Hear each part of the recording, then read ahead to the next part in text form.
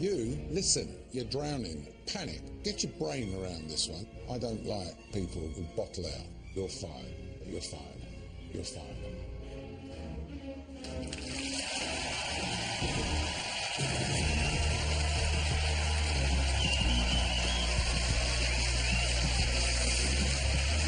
Good evening and welcome to The Apprentice. You're fired. 6 tasks have been completed, 10 candidates have been fired and 10 remain in the battle to become Lord Sugar's business partner. As ever, with the help of unseen footage, we'll be throwing the dice to discover who's got the right moves to become Lord Sugar's winner. This week, the team had to devise a board game. And Daniel had the nearly impossible task of coming up with quiz questions. If only there was some experience in Daniel's life up to now. If only there's something in his background that might help him in this job. To do all the questions for this game and made sure it happened, and now we've got an end product. Wow, Daniel, you really reached back far there, didn't you? Now, let's meet our panel, Apprentice fans one and all. Board game entrepreneur Rachel Lowe, broadcaster and Paralympian medalist Ade Adepitan, and comedian Tiff Stevenson. Welcome to Your Fight.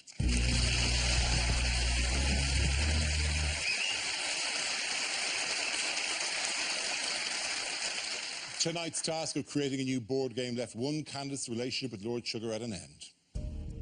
Pamela, you are the project manager here. This task failed simply because the product was no good and you had control of that product. On that basis, Pamela, you're fired. Thank you very much. Please welcome Pamela Udine.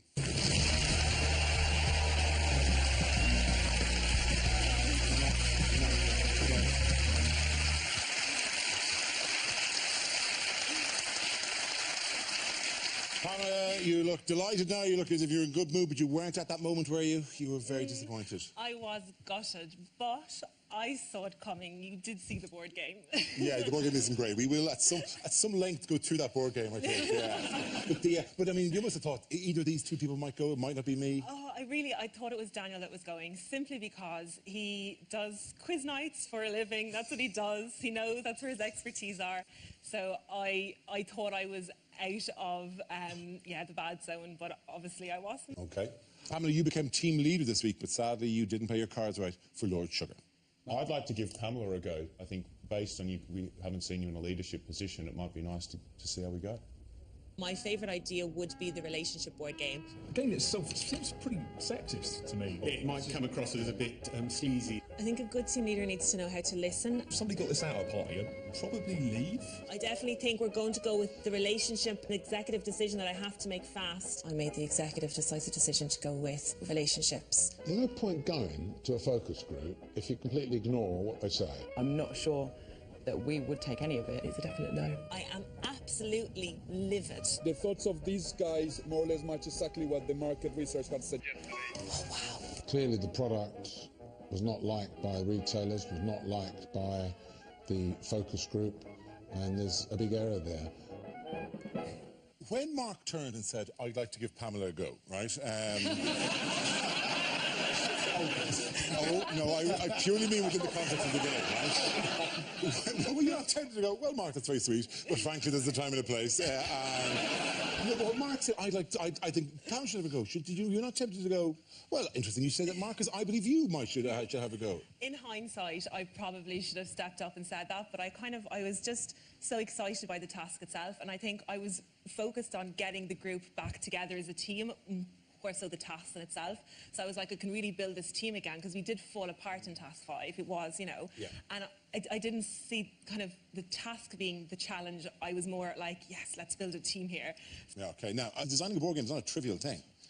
No, it's got to be really exciting and have lots of engagement with the people playing it. So it's got to be interesting and also, it's not exactly something that people have been doing for literally hundreds of years. Is there anything that hasn't been done in a board game with this? Is there any scope for originality left to this? Absolutely, there's always scope for new ideas and new things, but I think you've got to really take on the market you're aiming at. So I think the focus group was really important in this task. I mean, trying to find a board game that's going to fit for the whole family is always going to be extremely difficult. But Relationship Guru, I just think that was where you went wrong, you know, because relationships, it's a tough one. I mean, what happened to good old-fashioned games like Kaplunk or Monopoly or Strip Poker? I mean, those are the... You're right. Family favourites. Exactly. Yeah. For generations now, people have bonded over this. Game of strip poker with your gran. Yeah. Yes. I think there was kind of that bit at the beginning where you went, as a concept, we need to be really careful. We need to tread carefully. We need to be delicate with how we do this, because it's got to be funny but not offensive. And I guess there was a point during the show where someone went, look, this board game it's sexist, it's offensive, it's full of stereotypes. I was like, are they talking about my stand-up? But it kind of... The problem is, I guess, is the subjectivity of it and the fact that it was coming from one angle, and that's always going to be a tough sell. You know? Yeah, I mean, we can dance around as much as we want, but we really have to talk about the game itself. And if you want to talk about the game itself, you have to talk about the questions. The largest part of the game design fell to a team member who I think you probably trust the least. Who wrote all these? What do you like doing? Creative thinking is what separates me from everyone else in the world. Eating chocolate. Women dislike which food the most? Pizza, carrots, chicken salad. Have you not got any concerns about some of the questions being a little bit offensive? Telling women how much they dislike rock and classical music as opposed to pop music. Men think women should iron, smile more, always be happy. This is inspired, really, isn't it? I mean, you couldn't make this up.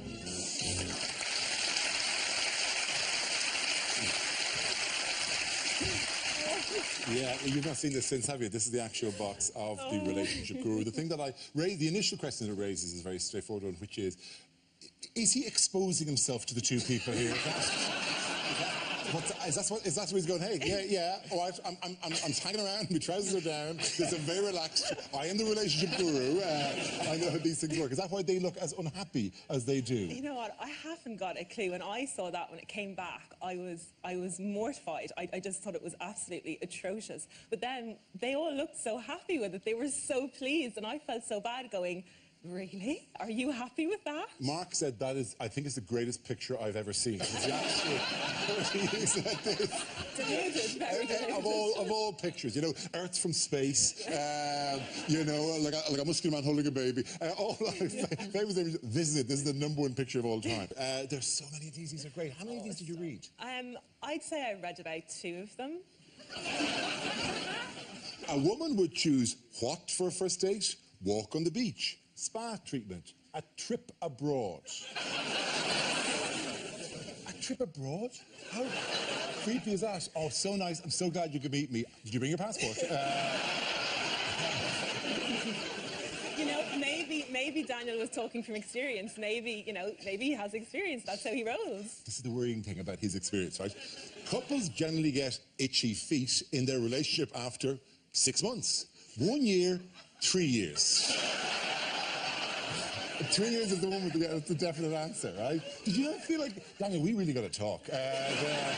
Things that have occurred in your life. You know, I think I was concentrating so much on bringing him back into the group. I was like, I really wanted to give him something that I clearly thought he would excel in, and that was my method behind it. And I thought, this is what he does, so of course he's going to be good at it. The thing is, though, with relationships, when you've asked for a man and a woman to write the questions, you know, because it's between both people, you're getting both points of view, but you left it to Daniel.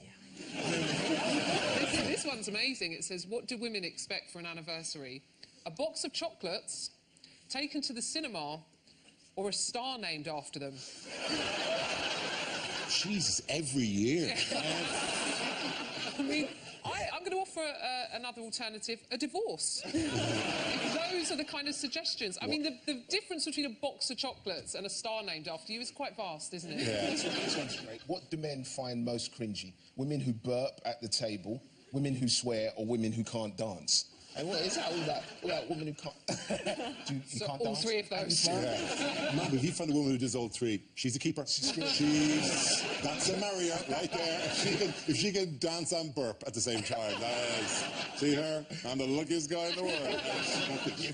What is the secret of a good game, then? What is the secret of a game that works? A game that works has to be engaging, so when you're playing, you need the other players to be interested in what you're doing, and it needs to have a definitive end to it, so you know exactly what your aim is, because if it's boring, then you're going to get bored and not want to play. So, and a good game hasn't got to be complicated, it can be quite simple. Okay. Now, the major storyline of this series begins to emerge, possibly. There is a fundamental divide in the house. Are you Team Mark or are you Team Daniel? I wouldn't personally go out in it. You wouldn't go in a public place with it. It went absolutely outstanding. We made fundamental errors. Daniel saying, I wouldn't wear this in a public place. I said I wouldn't wear it in a public place at The night. exact sentence, and I wrote it down at the time. Okay. I would not wear this in a public place. He plays a good game, he moves all of the pieces, but I don't think he's going to have enough pieces to get around my board. We've only got rid of 5 at full price. It's really tough. You didn't sell nothing. I noticed people patting Mark on the shoulder there, not you, Daniel. As soon as the blood is smelt a little bit, he turns on me straight away, giving me football analogies. Pathetic. It's like the analogy in football when the manager loses the dressing room. I know you like football analogies, Mark, but a good number 2 doesn't always make a good number 1, and you're yet to prove that. Sure. Started having a few personal blows at me, and I almost said to Lord Sugar, look, you've got to fire me or him, because I can't work with this geezer anymore.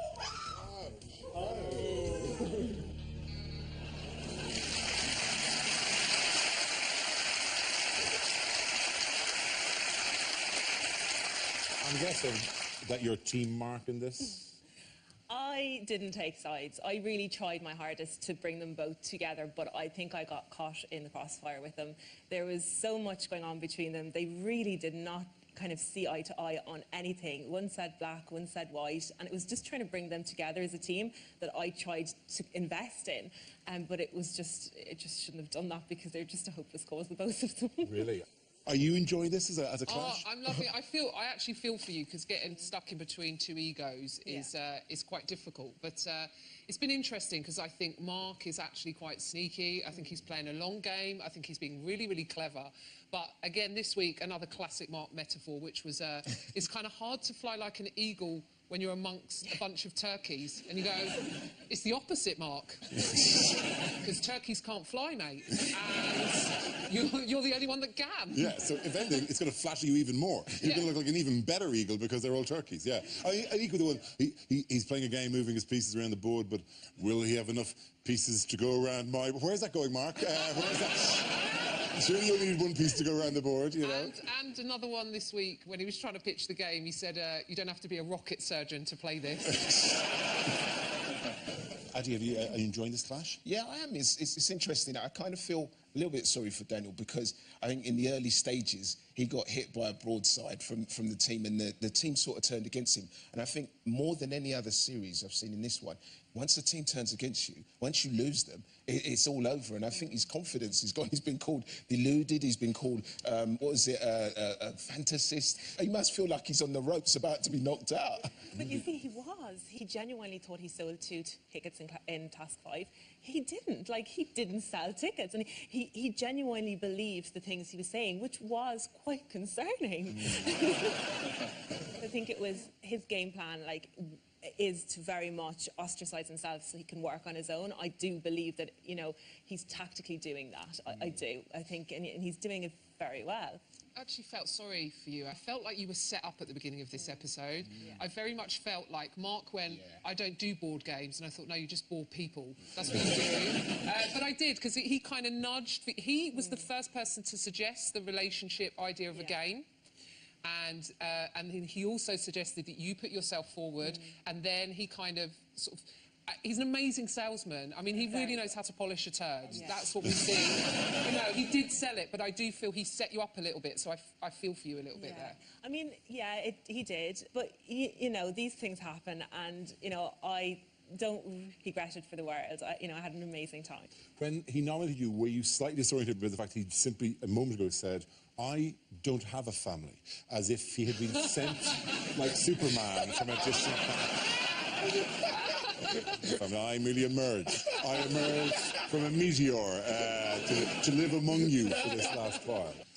Right, we Irish are a proud literary nation, particularly of the many new words we've given the English language over the years. However, there's one Irish word which you did use, which I really want them to use over here. It's a word that should be more popular here, and only we use it. It's a very Irish kind of soft curse word that we use. But you use it, and I think you should have even used it more. You should have used it as much as this. You should have let this country see this word in full flow. Right now I'm ironing a fecking image onto a bag, something that they should be doing, and they're not here to do it. I feel like we've PM'd this whole fecking task. We are absolutely fecking shattered. So just fecking come on and leave us know how much you sold and what you fecking sold them for. Well, you sound extremely negative. I'm not too sure why. 20 seats are sold, Pamela. Oh my God, they've just sold 20 fecking tickets.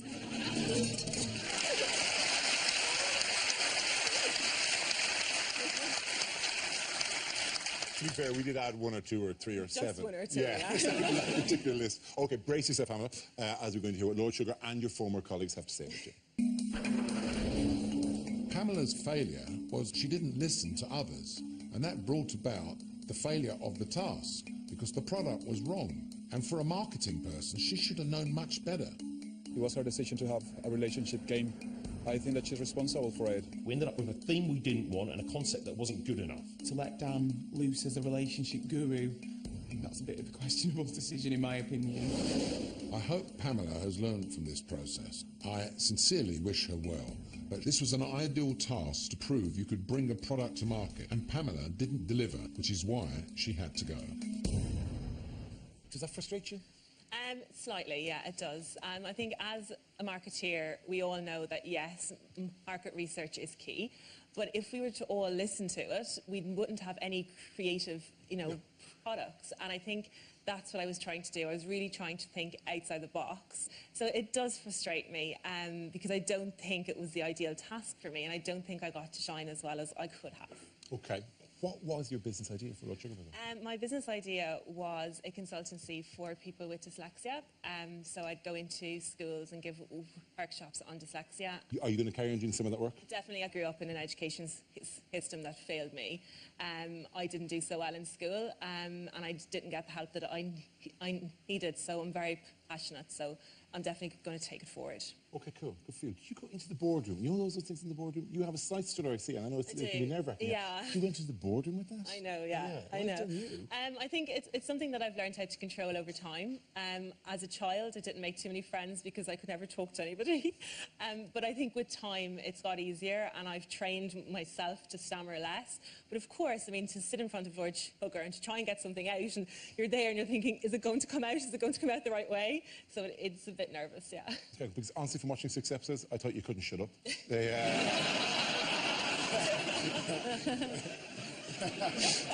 well done. I think you handled that very well. Fantastic. OK. We'll go to the winning team. James, surprising to some maybe, but James is a triumphant PM. I understand that James' medical breakthrough has happened here. You've finally grown a pair. I got out of bed this morning, golf. I thought it's time for me now to show I am serious. I want to give exclusivity to NW3. Exclusivity by postcode's quite like, I didn't think of that. Fantastic. Thank you very much. James came in with a good win there. Just take care as you walk out that door that your head gets through it. Now, this is their game, which is Geo-No, or it took me 2 episodes to watch this, Geo-No. That's what it is, Geo-No, which I think is quite great. You've had a good look at this. How does this compare? It's a great game because it's educational, simple to play, and the kids that played it seemed to like it, so, and the retailers liked it, so... But this one passed muster for like a first attempt. That was quite good. I thought that was good for the time they had to do it. Yeah. The kids really seem to enjoy playing with it. They're engaged with it. My only worry is that it could be a bit xenophobic. Yeah. Like, you could, with the questions, you'd be like, I speak like this and I eat onions. That was an amazing French impression. Because it started Spanish or Italian for me, and went into France towards the end. And like James going, I'm an American. Is it America, James? James seems to he's very handsy when he talks. There's a lot of this going on. It's like he's trying to knock out socks at the market. How many do you want? 10 for a pound? I'll give you 10 for a pound. And I think the thing with James is, I think at the start, he's kind of like a puppy in that At the beginning, it was cute, and now you're like, oh, shit all over the carpet again. Did you work with him at any stage? Never worked with James, which I'm probably thankful for. However, in the house, like, he was a lovely person, really got on with them, very upbeat, you know, could get annoying at times, but he was still really nice. Okay, okay. Of course, Rachel, I mean, it's not easy to create a game, and you had a eureka moment, didn't you, when you created your game?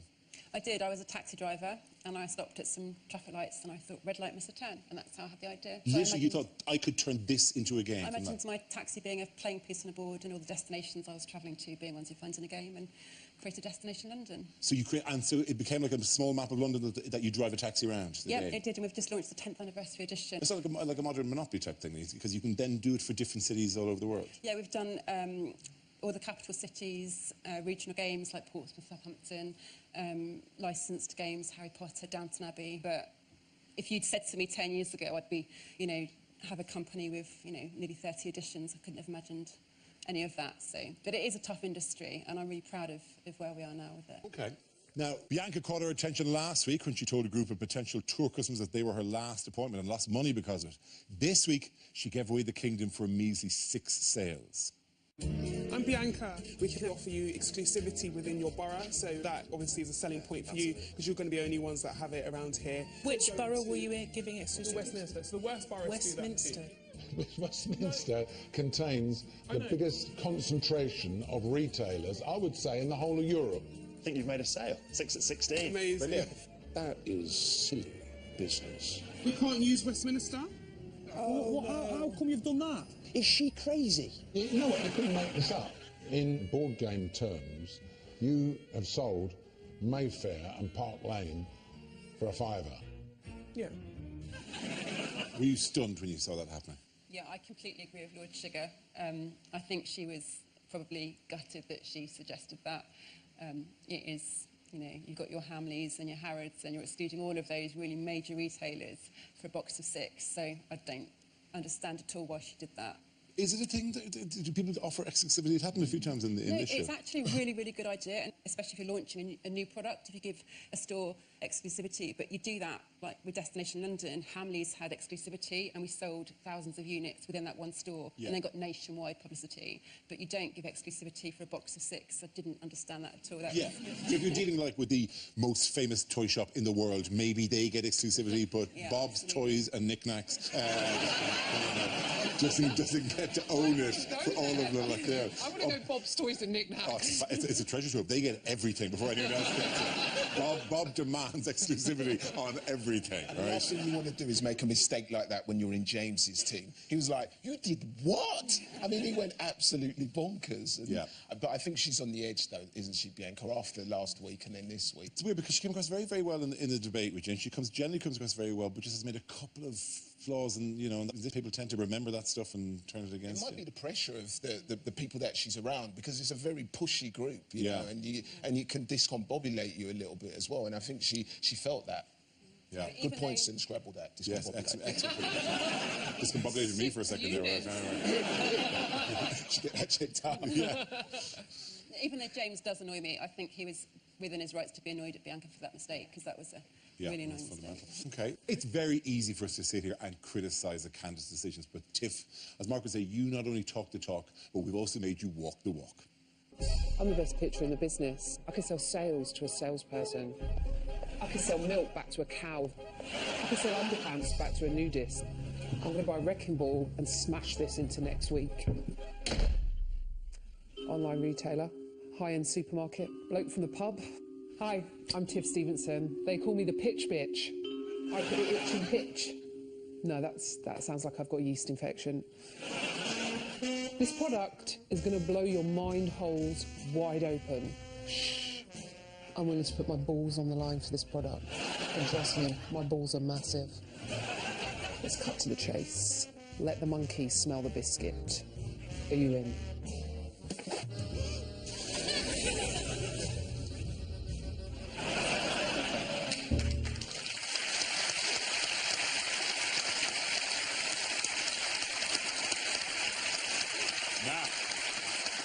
And before before the vote, you must find out what Felipe thought of his performance on this task. But to find out how Felipe thought Felipe did, you must always ask Felipe.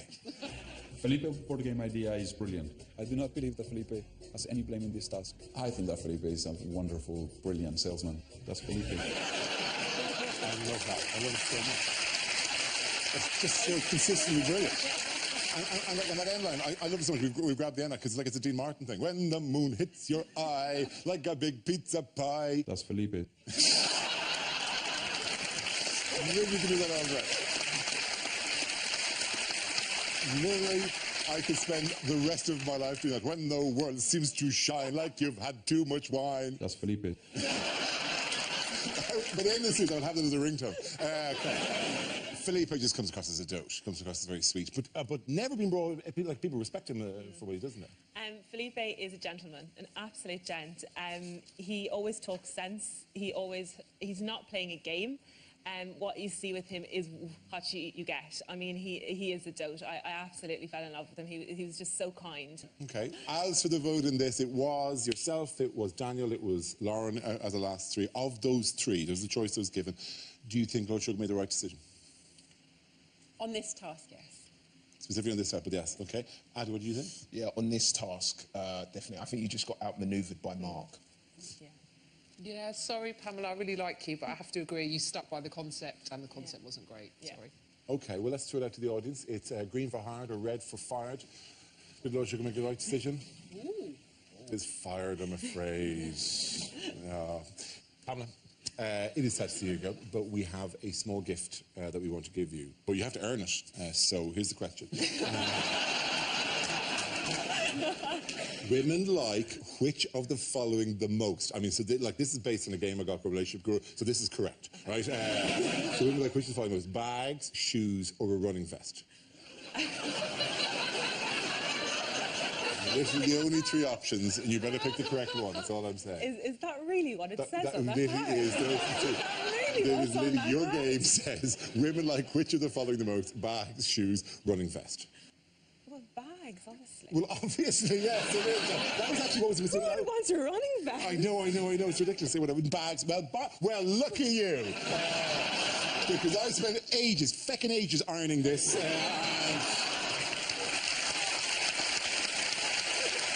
It's yours to take. I think the memento of what we've done here.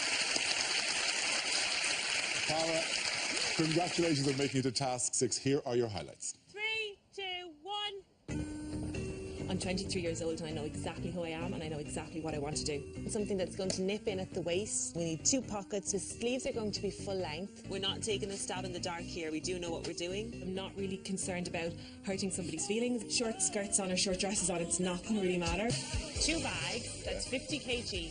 £7. Go on. I am passionate about whatever we come up with. Oh my God, no. A really sweet girl. She has a good heart. She's great. I thoroughly enjoyed it. Wow. I'd do it again. Ladies and gentlemen, Pamela Udy.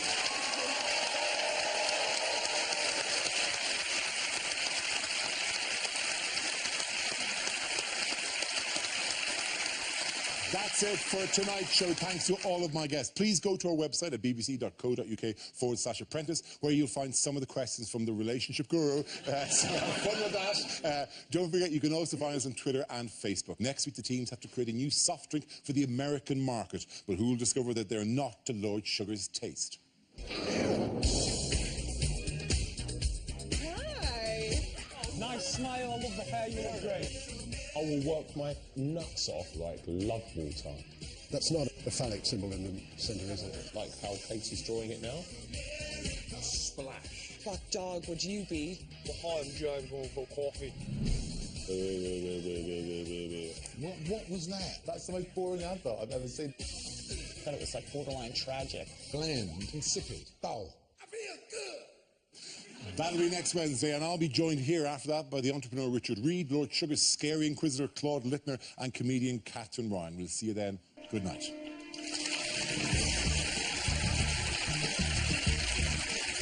Russell Howard's Good News over on BBC 3 now, and brand new Good News here on BBC 2 tomorrow night at 10.